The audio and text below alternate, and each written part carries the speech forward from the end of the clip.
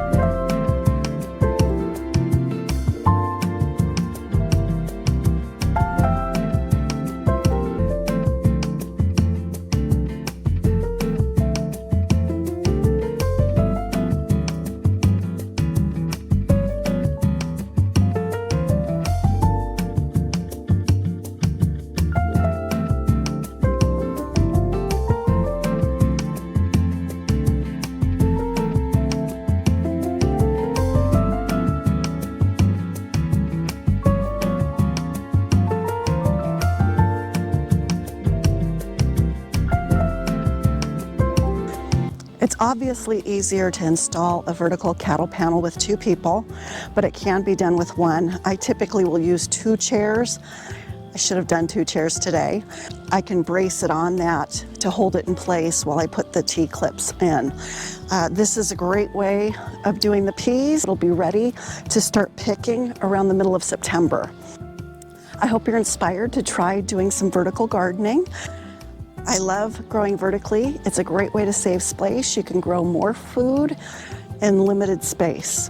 That's all I have for you today. If you liked this video, give me a thumbs up or you can subscribe. And thank you, and I will see you next time. Bye.